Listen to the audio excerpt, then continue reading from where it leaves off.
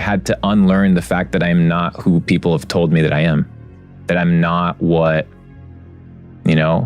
a school teacher dictates that my future is, that I'm not what my parents think that I am, that I'm not what religious structures tell me that I am, that I am whoever I choose to be. And that's the most important thing that I've truly learned in my life, is that not only can I determine who I am, but in the future tense, I can, through my actions, determine who I will become. How did you learn that process? Was that from looking at yourself, or was it like true education? Because the way you learn is pretty unique in the way you think about things. Like I said, Henry Ford said it best, the hardest job in the world is to think. That's why most people don't do it. I spent 8 years, I made a couple $1 million in e-commerce early on. And one of my deep desires was, I need to learn how to develop mental frameworks. I need to learn how to think. I need to learn why I'm doing what I'm doing. So I spent literally 8 months sitting around a fire every single day. I had a fireplace in my house, just thinking about why I'm doing things, why I want things in life, who do I want to have these things with, what type of things I enjoy. And you begin to learn more about yourself the more you spend time with yourself.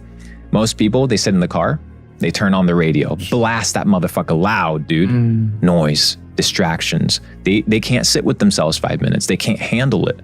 And it's a process of realizing that if you're by yourself and you feel lonely, then you have a lot of self-work to do. I enjoy being by myself. I enjoy being in my mind because I'm learning who I am.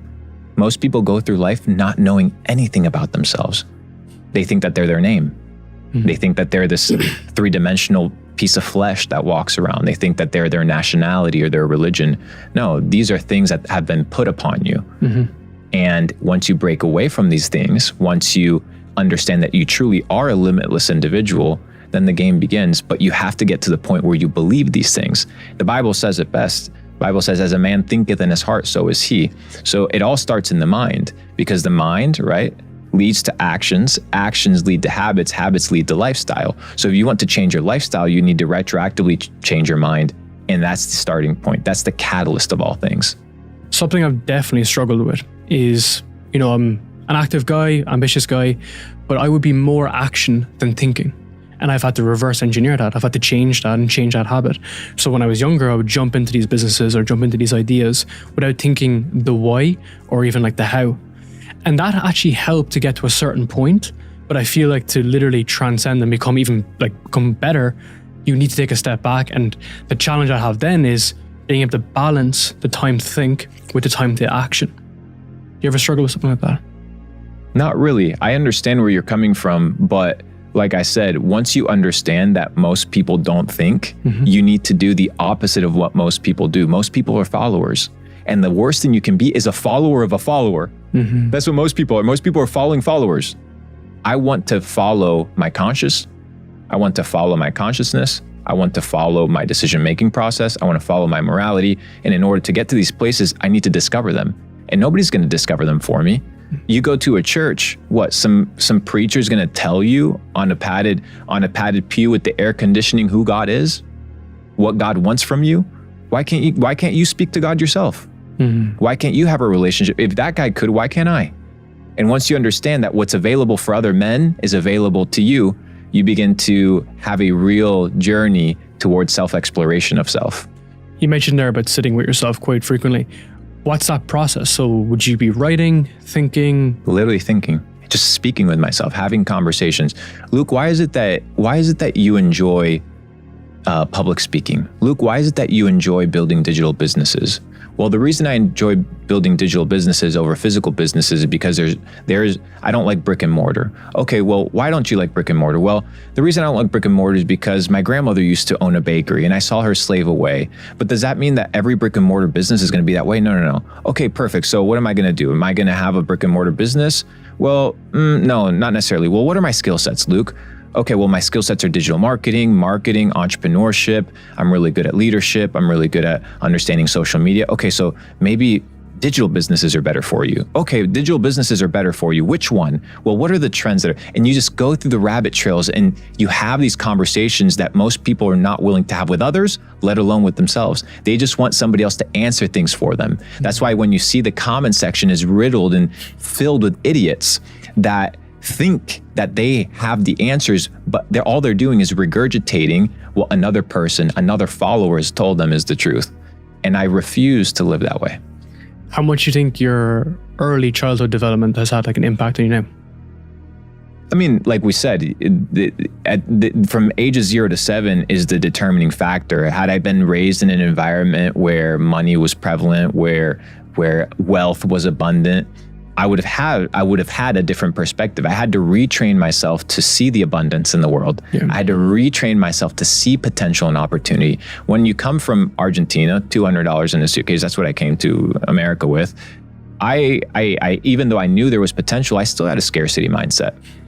What's the difference between somebody that looks at $1,000 and says, wow, that's a lot of money, versus somebody that says, oh, that's chump change, that's not a lot of money? There's a difference in mindset, and it's not just arrogance. It's a difference in upbringing. It's a difference in perspective. It's a difference in worldview. So what I realized is that the worldview that I was given was a worldview that was propagated by governments, that was propagated by individuals that wanted to keep me down. That's why when you stand at the age of 6, you get into the classroom, first thing they tell you, put your hand on your heart and pledge allegiance. Not pledge allegiance to yourself, not pledge allegiance to your purpose and your self-development. No, pledge allegiance to a flag. It's a lack of self-sovereignty. Yes. People don't take personal responsibility and they blame other people. Because it's hard. But what I noticed, and this is why individual sports is really interesting, is because I was a sprinter when I was younger, and my parents gave me a lot of opportunity with that, but it would be quite harsh, right? You know, we're there to win. That's another idea. And when you win, you take full accountability. Yes. But when you lose, you also are the reason why you lost. Yes. You are the reason why you're in that position. Whereas you contrast that to maybe classrooms or team sports. When you won, it's everyone's winner. But when someone loses, they usually try to point something out or something around the area. So I think having that individuality allows you to, again, think for yourself clearly. And for me, it's been an ongoing process every single day. Need to look at some piece of information and see, is it real or not? I often tell people, everyone is self-made, but only the successful people will admit it. The unsuccessful people will not admit that they created that lack of success. They will blame the big man. They will blame the imaginary thumb that's pressing them down. They'll blame religion. They'll blame race. They'll blame everything except themselves. Every person is self-made. Every single person is self-made because you are a construct of what? Your thoughts and your decisions. Nobody told you that you had to go do something. Nobody told you that you had to think a certain way. And if you did, and somebody told you that, are you a slave? Or are you a free person? And if you understand that you have freedom and sovereignty, now you understand, like you said, you're fully accountable for every decision that you make. And when you're successful, oh, you want all the praise, right? When you're successful, hey, look at me. Look what I did. I'm fully responsible for this. But it's the same thing with lack of success, and it's the same thing with failure. And most people, when they fail, they don't like to look at themselves in the mirror and say, you know what? Maybe I have to change. People want change to happen to them. They don't want to change. And when you realize that change isn't going to happen to you, you need to actually proactively determine your future. Then and only then can you actually take not only full accountability for your good actions, your bad actions, but for your full life. Why do you think people want that life of mediocrity versus the fear of failing, and doing something very ambitious? People will sit in that, it's like the bell curve. They'll sit in the middle, and instead of striving for greatness or potentially, falling apart, they'll want to stay in the middle. But why do you think that deeper psychological reason is? Because it's hard. Because it's difficult. It's difficult to have other people criticize you. It's difficult to deal with the fear of uncertainty. But when it's all said and done, you and I are going to be dead. This podcast won't matter. The successes that we've accomplished in life won't matter. The failures that we've accomplished won't matter. So enjoy life. Don't take it so seriously, and enjoy the process of experiencing every potentiality that life has to offer.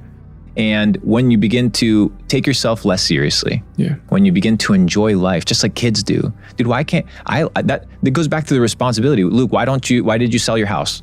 Why did you sell your fleet of cars? Why is it that you love just being liquid and being able to move around? Because I don't like the responsibility and the burdens of things that hold other people down. And I think there's a lot of power in that.